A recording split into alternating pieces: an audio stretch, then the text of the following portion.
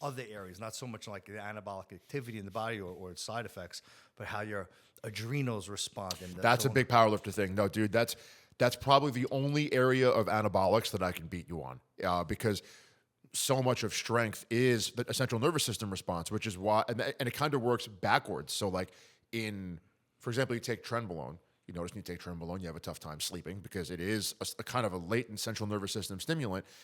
It's almost like you're getting the muscle growth in the other way. The nervous system stimulation helps you lift more weight, and then through the food and recovery, you then grow, right? So it's that powerlifters are almost looking for the reverse. Like we want the strength response first, and then the necessary hypertrophy after the fact, where for you, it's all what's the stimulus for the growth, right? So it's a very different effect. Like one of the meets that I handled guys at was, it was at a Westside Barbell Invitational.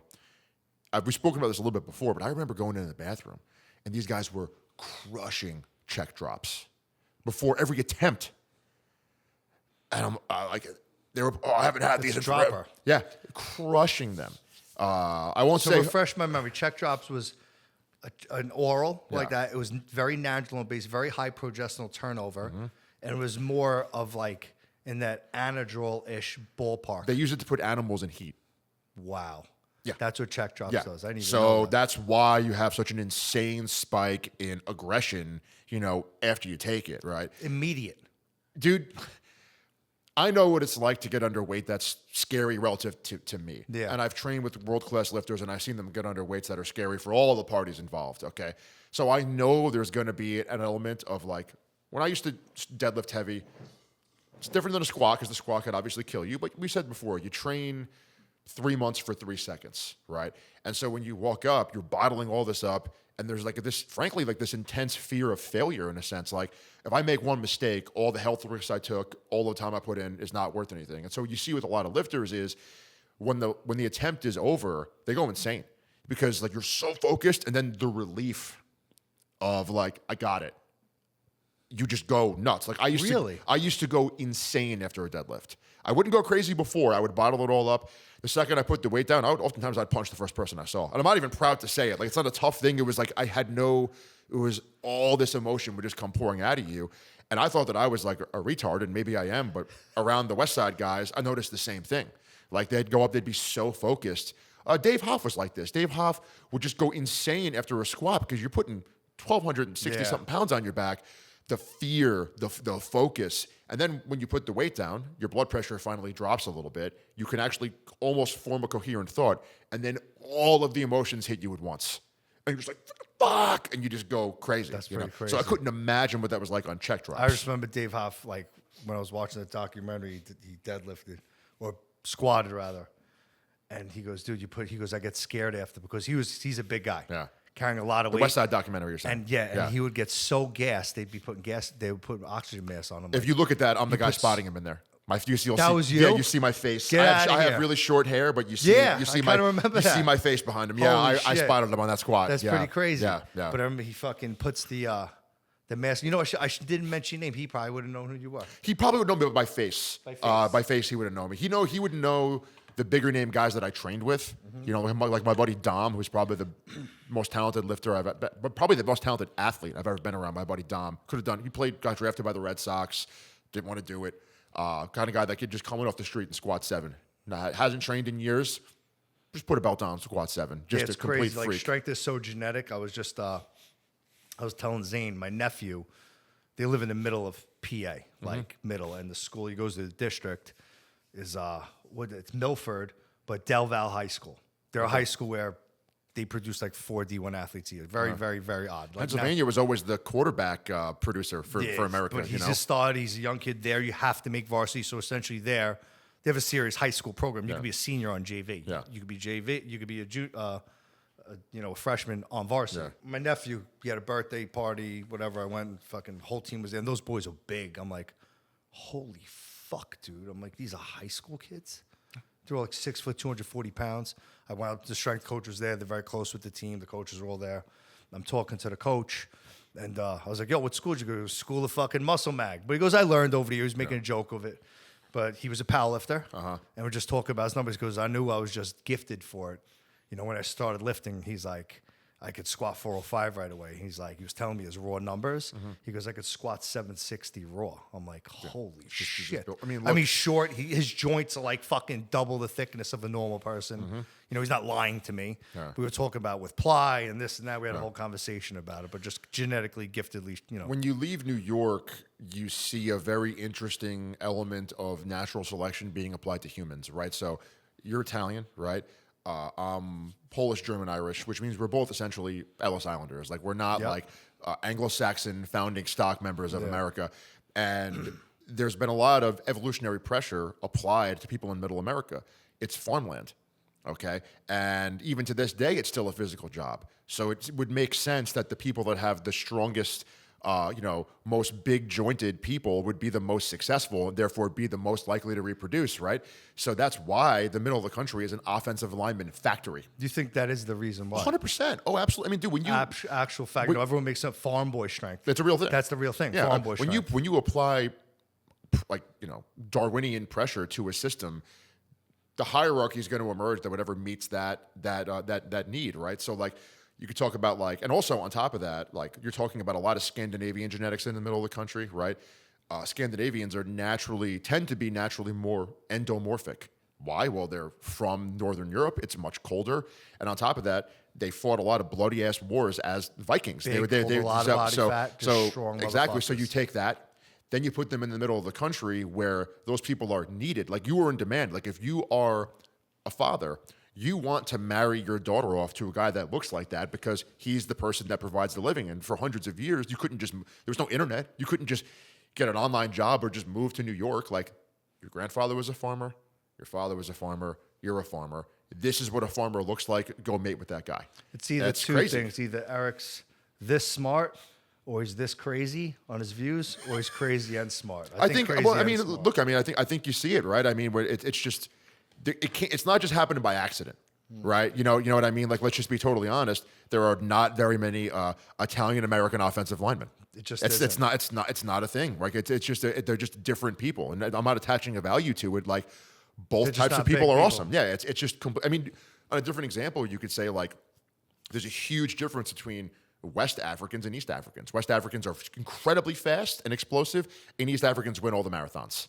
Yeah, you've watched the Olympics. It's just Ethiopia, they crush. No one even has a chance, dude. So it's just different systems being applied, and then, like, the women want to reproduce with the alpha. The alpha is the guy that does the best in the social system, and that's it. So it's that's just a genetic thing. Yeah, it's like you and I both know you can't fuck with genetics, dude. You can't. Like, no it's, matter it's what impossible. genetics make up, there's only so much you could do, but genetics are responsible for so much of the outcome. Yeah, so much. Like, as an example, like endurance athletics.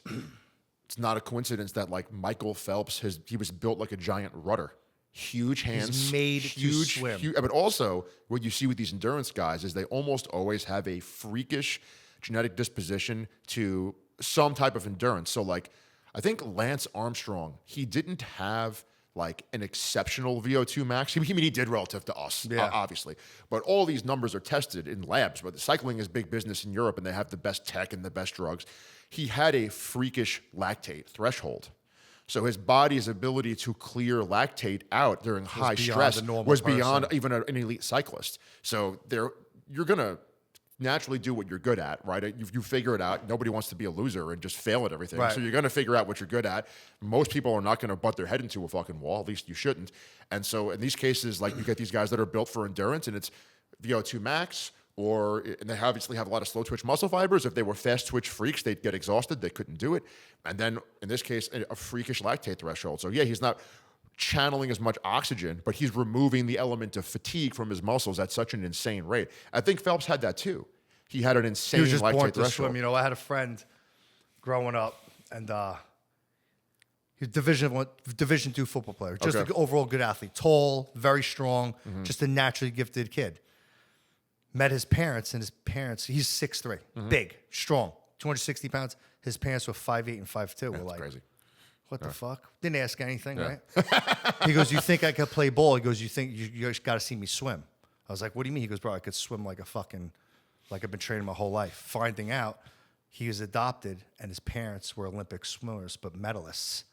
That's the one thing he knew, though, about them. They were Olympic medalist swimmers that had him, gave him up for adoption. He goes, and he doesn't even have to train for it. He could just jump in the water and swim, probably be the best swimmer around. Oh, yeah, of His course. body's just made for that. He's almost built like a jacked Michael Phelps. I believe it. Yeah, dude, to this day, I listen to Lance Armstrong's podcast every now and again, and he will enter local races as like a damn near 50-year-old man and still get on the podium. Wow. Because that's the level of talent versus a younger guy. Like it's crazy. If you want to see something insane, actually, because you love to watch like just like me, like freakish displays of athleticism. So after Lance Armstrong retired from cycling, he got into running, doing Ironman triathlons. So it's like, I forget, it's like a mile swim. I don't remember the exact length of the bike ride, and then a full marathon afterwards. So we're talking like a startlingly brutal thing that you could do. And that obviously just brought a lot of press to it. He was a triathlete before cycling. So he actually had more muscle on his body than the average cyclist. So if you think about it, I'd never actually considered this before. You've got more muscle, so you have more power. And then with the lactate threshold, the muscle isn't as metabolically expensive to fuel, which in retrospect was probably a huge strength of his. But when he gets out of the water, so in triathlons, you swim first, then you bike, then you run.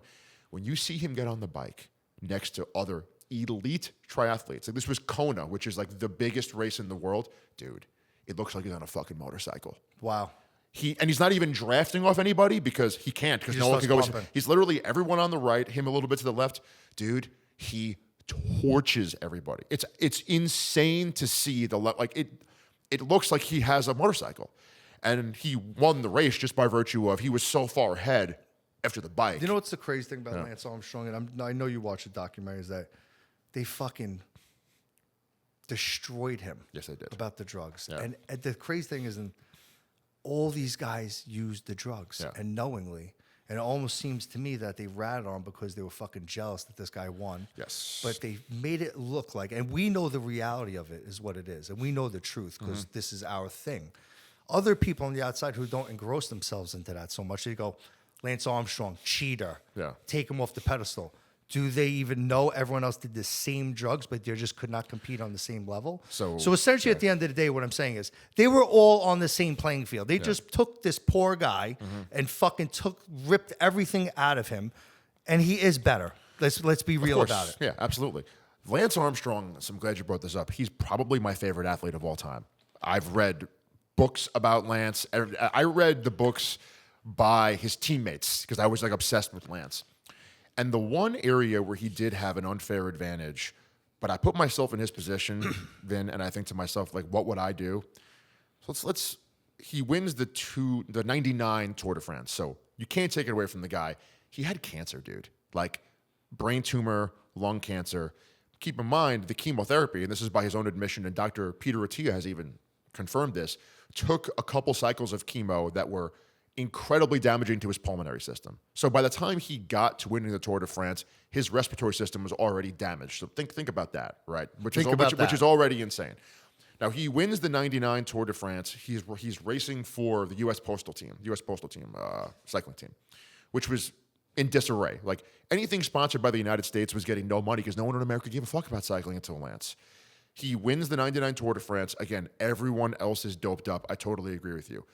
But where he did have an unfair advantage, and I couldn't believe this until it was explained to me, was after he became really famous, he did have enough power that people would perhaps, journalists who hated him for being so confrontational, and a lot of them hated him for being an American dominating a European-centric sport, were going after him.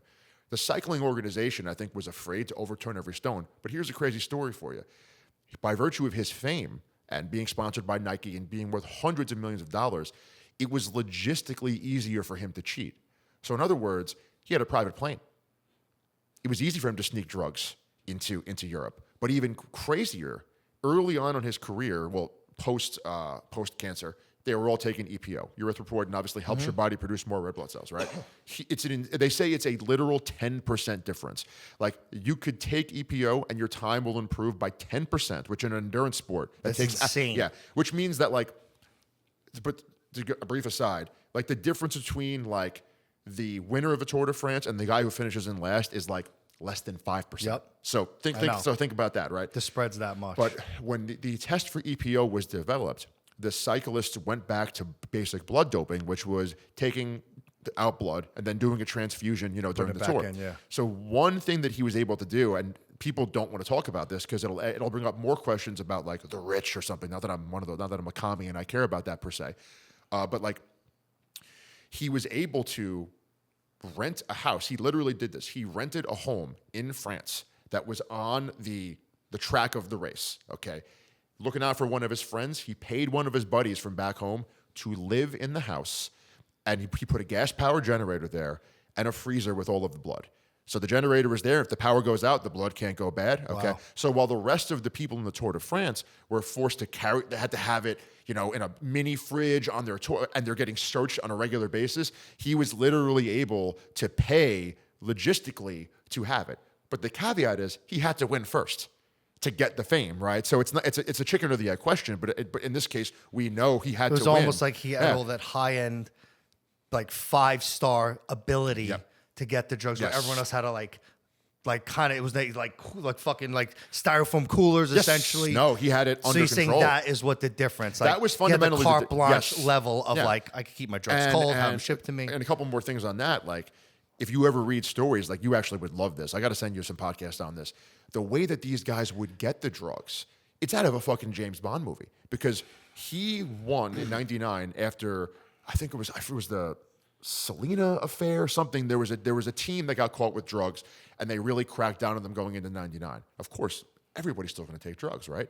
So every team was trying to figure out ways to sneak it. The U.S. Postal Team hired Lance Armstrong's gardener to do the Tour de France on a motorcycle under the cover of night with the drugs in a backpack. Yeah, they would do anything. And like he would just be under, like all dressed up, come in. They would bang the EPO, and then they would put the syringes in Coke cans. Yeah, Okay. so they showed a little bit, little clips of it. Yeah. But I would gather from watching that documentary, they went to all far extents. To Absolutely. Get Listen, at the end of the day, when there's a will, there's a way. Absolutely. No matter what. Yeah. No matter what. And the one other thing I would say about Lance the drugs thing is totally correct. And that was what kind of turned me on to like maybe being a bit of a Lance supporter. But also think of it this way, dude. The guy raised hundreds of millions of dollars. And it wasn't just for cancer research. He was one of the first people that did it to provide better quality care. So if you were dying of cancer, he put a lot he put a lot of money to that aspect of it. Then as I sit before you today, I think I would have kept lying too. Because before you know it, you're a folk hero. Before you know it, millions of people that have a disease that you are passionate about are looking up to you. And what are you going to do? Yeah. What do you? I mean, you succeeded past the level that you ever thought possible. You become this hero, and it's almost like the lie was better than the truth. And by tearing him down, we tear down a lot of people that were inspired by this guy. I know. And they were inspired for the right reasons. Like, dude, even if you took steroids, let's talk about bodybuilding. If you, obviously all take steroids.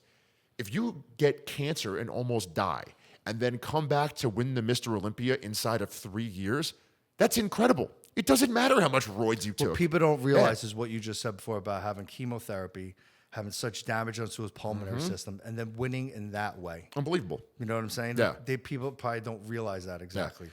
And then after that, he got famous, made money, and then you're stuck. That's where you see the difference. You're stuck in the lie. Is that he was able though to get the drugs easier, which was after he had to win though. He had to succeed. He had to win first. though. Yes, he was still a bottom feeder like everybody else, but he had to win. Yeah, he had to succeed to get first. to that next level. Yeah, and that's ultimately he had unfair power, but that also applies to Michael Jordan.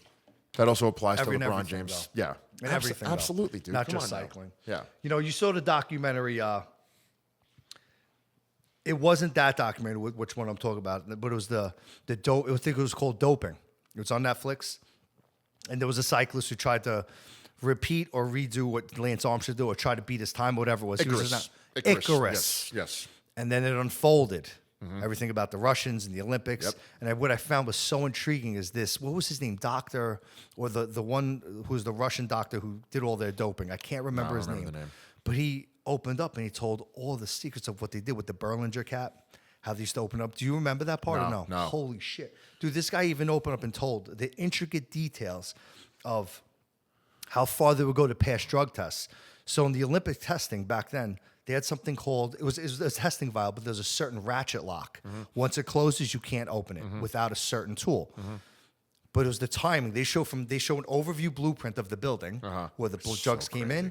The drugs came in, timing of cameras, certain things came out, who came in, and they opened up the caps, the Berlinger cap in a certain manner, drew it out, filled it with this, put it back in. The timing when they came in to pick it up and went in. Yeah. I mean, you know, he was actually, after this documentary, he had to go into, you know, fucking, what do you call it, like hiding with his family. Yeah. Because put him in witness protection for put him in witness protection. But I'm like, dude, I can't believe this guy's telling all this shit. That actually from that documentary, or I think it was from that the Russian team had to be actually taken out of the Olympics when you're due to the fact. Yeah, and it's unfortunate because everyone is doing something. Everybody is, and it's everything from taking undetectable drugs to like in the case of say Carl Lewis. Carl Lewis tested positive for amphetamines before the 1988 Olympics, and they just didn't acknowledge it. It's everything from administrative cover-ups, like, oh, it didn't happen, to James Bond tier shit, where you've got a fucking ninja in the ventilation shaft. That's like, I mean, it's everything. It's insane. It's the top. It's the from top down. It's the pharmacology. It's the administrative power, and it's like the secret agent level actions you have to go through. But that's how much money's on the line. Bro, we just had the conversation too on the podcast I did about how much money's in sports and who doesn't. Like the Olympics today. We're talking about the Olympics today. They were talking about the living conditions. That's what it was about. Yeah. Why do you think this was? I'm like, well, it's for the other teams to try to favor for them to beat because we are the power. The Olympics, we always win most of the golds. It's, in my opinion, to put us in an uncomfortable situation, so to give us less of an advantage to win. Hot rooms, of course, the foods we always eat. Absolutely. It's obvious. Yeah. But that even goes with like, you know, what I was gonna say to that was everybody's using compounds, bro. Let's just be real. Everybody. It's just like in the late 90s, the whole Balco Labs, you know, scandal. You don't think there's scientists now designing drugs that are undetectable? Of course they are. It's a multi-billion-dollar industry. Absolutely. Sports, Olympics, etc. You don't think they're changing esters now? Of course they are. Yeah. You just haven't heard about it yet. You just haven't heard about it yet. That was unfolded because the one geeky guy was pissed off because whatever, and he fucking cracked down on it, right? Yeah. It's still going on now. It's a multi-billion-dollar shit. For people, and you know, for people who don't realize that is this. I actually put this in light to Dave and so you know who was co-host, Tom, is that I used the Disney World analogy that I just did with CERM. Because we were talking about, CERM said, how many big guys out there still think they could just beat up a fucking MMA fighter? I was like, a lot. Yeah. He's like, no way I could do it. I go, most juiceheads at a gym, because of their size, sheer size, think they could pound a fucking MMA fighter who's 180 pounds on the ground. Or Georgia St. Pierre. Yeah. 260-pound guy for Georgia St. Pierre. Georgia St. Pierre would put the guy in the fucking hospital. Yeah. Easily. He's like, no way. I go, dude, our circle is very small. I go, realize that. I go, you want to know when the circle, how big it is? Go to Disney World. I go, and they were both like, and Dave and Tom were like, wow, that's right. Yeah. That's people's minds. So you could just see that there's about being ripped. Yeah. I go, that's you could see them physically. Yeah. Do you think they think any different up here? Of course not. No. Yeah. That's why if you to tell people about the Olympics, everyone's like, drug. No way. Yeah. We're in a little fucking bubble. Yes. Us that we know the reality. It's almost like it's unfortunate. We know the truth. Yeah. They're all blinded. Yeah. You know? We also just know that it's not a big deal in the sense of like part of being an athlete or a bodybuilder or just like a gym rat is inevitably you are going to run into the reality of genetics, right? And maybe early in your life, you thought that guys were more successful than you because they took steroids. But all you have to do is take steroids to find out that that's really just not true. That's not true. Like the fact of the matter is the steroids are, they're the cherry on top. And of course, there's a lot of things like proper drug use can extend a career. It can just keep you from getting hurt. Like other people always think that you're taking steroids just to hit more home runs. Like I can hit a singular ball farther. Well, no, you're actually taking it so your bat speed is the same at game 162 that it was at game 1, right? Stuff to hit the ball. Yes, exactly. And so people just don't understand that. Like, but it's funny that you use the Disney World analogy. I'm actually, first of all, I'm going to steal that. Second of all, it's a great analogy. But here's the thing. You're talking about people that probably believe in fucking superheroes. That's another reason why it's true. These are people that their religion is Captain America and fucking Star Wars. Like, we live in the real world in the sense of we have come up directly face to face with what our bodies can and cannot do. Yeah. Those people, they don't leave the couch. So for them, their body is capable of something great, but they haven't done it, so they don't know, right? I could do that. I just choose not to do it. No, you and I have walked into a gym, I know I've done this, lifted my ass off, and then have some dude who doesn't train show up and just fucking show you up. And it's not fair. I know. It's not fair at all. I know. Okay, but it happens, dude. It absolutely happens. There was my family's really into soccer. It's a strange thing. The Prush family loves soccer, and there was a player that played for Brazil, the original Ronaldo. So there's Cristiano Ronaldo, but the original Ronaldo was Ronaldo Nazario. He's probably the most talented player ever, and anyone who ever coached him said that he would just go to the beach all day, eat whatever he wanted, drink whatever he wanted, Genetics, bro. and then just make grown-ass professional men look like fucking children. Like, you look at his highlights, and you're just like, what the fuck? Like, but that's all talent. It's all Born talent. Yep. No matter how much you train and no matter how much you do, there's only so much you can improve on. That's the harsh truth of it. There's how far you could go. And there's other people, man, that are just born with that level of skill. And then when you take that person, because listen, let's be real, not to cut myself short, but there's someone out there, 100%, who's the strongest person in the world, who's the fastest person in the world, be faster, but they don't even know it because they don't care and they're not doing it. But genetically born, they have the genes in them. Absolutely. There's a guy who could fucking deadlift 1,700 pounds. There's a guy who could bench press fucking 1,200 raw. Somewhere there is. Yeah. Who fucking lives in a mountain of, Tibet or some shit. Who just doesn't know. Well, he's probably wearing a monk thing. He's fucking jacked. No one knows about him. You know what I'm saying? Yes. One thing I love about doing the show is, like, I find myself more and more trying to pick your brain. You know more about bodybuilding than me. Who would you say? I kind of know what my answer is, but I don't know that it's the correct one. Who would you say is the most genetically? I have two names actually. Genetically gifted bodybuilder right ever. Now before you even say it. Yeah, Flex Wheeler. Overall, no. My favorite, Kevin Levrone. Okay, that was why. One of those two I was going to say. Yeah, because if you'd see him come off and then go back on, he's the only bodybuilder that I know of who would actually come off gear completely. Yeah. In the off season and take steroids to prep for a show and gain 60, 70 pounds of muscle. And almost win. And what you also didn't know is, do you know how strong he was? Oh, dude, here's videos of him benching 5 plates on the incline. So we actually just watched the video, and I knew he was always strong. But he goes, I'd get mad. He goes, I put 2 plates on to warm up. I felt like nothing. It was too light. 3 plates, too light. 4 plates, too light. 5 plates. I felt it was comfortable. I do it for 20. He goes, I've squatted over 7 plates for reps for 10. And this is obviously raw without a squat stance. Yeah. This is a guy just looking to build his quads. So now if you take someone like him who has that kind of response, that kind of genes, that kind of joint and tendon strength, and you put him on a powerlifting program, what could he squat? What could he bench? Yeah. Maybe he was meant to be a powerlifter, not so much a body. I mean, Dude, he would have been one of the best of all time, without question. Dude, that's genetics. Yeah. He just was born with the genetics. I think Flex probably had the best, like, physical structure in terms of, like, the small Those waist. Mike's number 1 and 2. Yeah, so we named him. It's funny, we named him in the opposite order, but but like, and Flex was a guy who was almost. This is another thing with talent is, talent can be a curse, right? Because when things are too easy, a lot of times, and I'm guilty of that with intellectual stuff. Like, I don't always put the work in because I can learn stuff very quickly. When you're beating everyone. And actually Dorian Yates, who we love to talk about on this podcast, has said, like, I was nowhere near as talented as Flex, but Flex never gave 100%. He didn't train as hard, or he was notoriously, from what I understand, bad with his diet.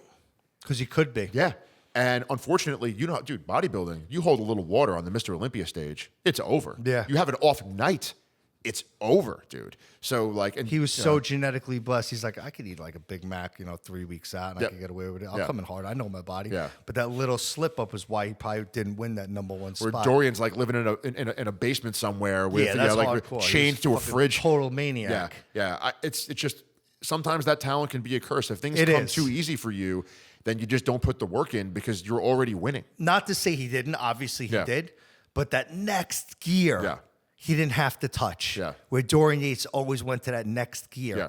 Training wise, not saying Flex Wheel didn't train hard. He obviously did. But if you did not know, he trained differently. Yes. So Stan Efferding speaks about this. He always trained one way. He goes, when I started training with Flex, he talks about how he fed him. He was 10 ounces of fucking steak 6 times a day, 500 grams of carbs. And he trained more with more like stretching, volume, and squeezing, more bodybuilder than Stan lifted like a fucking absolute ape. Yeah. So Stan's another one who's both. Yeah. strong ass fucking bodybuilder. He's another one with genetics. No. That's crazy. That was untapped later because I think I was talking to him. He says, I ran track and wrestled. He played soccer and wrestled. Yeah. Right? He was a soccer player. You see what he looked like. crazy. And then he put on, I don't care if you're on TRT or not at a young age, bro. To have that kind of response, you have to eat that much food, train with that much weight to grow that much muscle because the motherfucker is big. Yeah. He's a big dude and strong. Yeah. You don't really see that too often, though. That kind of strength matched with the muscle. I remember when there was this big internet feud in the kind of early days of the fitness industry where it was like Stan versus Johnny Jackson. And he was strong, too. He buried Johnny, though. Dude. Really? Buried him. Yeah, I mean, Stan had, he was definitely, like, Laverne was both. Stan was definitely more towards the powerlifting end of the spectrum. But also, you get this, too, like, Laverne had that small waist. He didn't train with those massively heavy poundages. When you train with that type of weight, your torso just gets too thick. And if you look at a lot of Stan's bodybuilding photos, he had a very thick torso. Because of powerlifting. And then on top of that, all powerlifters, all of them, have freakishly strong backs. And that can affect your ability to utilize your legs on some squatting movements, right? So Stan's legs were not quite up to par because his torso was squat. He was just this giant tree trunk, his massive legs were never, fucking human. See how big, like his back and like his legs were never that big, but he was strong. Yep. And the way he also squats, he's a tall guy. It almost looked like back extension. Yes, yeah. He just extend your back through. And people who do not know, like a bodybuilding squat to a powerlifting squat it's technically completely different. The muscles you utilize. Yes. People don't realize like just squat's a squat. No, it's different. When you powerlift squat, it's about technique and moving the bar from point A to point B. It's the most important thing. So you involve different muscles like back extension is huge. Yeah. Like when you could really notice it though, you don't notice it so much with short guys, you notice it with tall guys. Yes. How they use it as a leverage. Because if you look at the dip of their ass, it meets where it has to go to point A. And that's it. And then their back extends up through the range of motion. Yeah. It's funny because if to think about the modifications you'd have to make, like I've been training a little bit more. I'm not a bodybuilder, but I've been focusing a little bit more on like hypertrophy stuff. It's easier to recover from. And I noticed like a Smith machine squat where you can get your feet far out in front of the implement allows you to keep your torso vertical because obviously we're talking about a fixed position on the bar. It's just perfectly linear. And you feel way more in your hamstrings, or rather in your quads. And even your glutes, where my squat back in the day was all back and hammies. That was it, dude. Like I had just huge hamstrings. You and I have completely different bodies, obviously. Yeah. So when I freeweight squatted, it was primarily just moving the weight with my entire leg. Yeah. It was all quad. And the way I was a narrow squatter, that was comfortable. Yeah. You know, I have very tight hips. And pretty much what drove the weight was my quads. And it was funny. I had a friend over yesterday talking to somebody. People think my legs are big now. He goes, dude. He goes, my legs were. They were the size circumference of a 45-pound plate. They weren't that big, but they were. When I tell people they were almost twice as big, they can't believe it. Yeah. But then I think I'm like, wow, maybe that's why I used to squat so much fucking weight. Of course, because the size of my legs was so much bigger. You were built to do it. That was your thing. Like no question Dude, about it. I used to be able to just like. That was my move. And I was curious if I really tried to squat to see how strong I get. That wasn't my thing. I wondered how much I could have squatted. Probably at least 7. At least. It's definitive because I used to rep 405 for like 15, Yeah, bro. absolutely. You know, like nothing. Yeah. But that was my thing was like more like with Kevin Laverne did. He goes, I just repped it. It felt heavy and I would just pump more reps. I didn't really see a need to go to 465 for me. I just took 405 and it was still heavy on my back. Don't get me wrong, because there was times I'm like, how did I just get 12 out of that? I didn't even know if I was going to get 3. Yeah, you just keep going. I just kept. You just black out and just keep going. I mean, I was also taking fucking Anadrols and 1,000 mgs a test. You know, that definitely fucking plays a huge factor.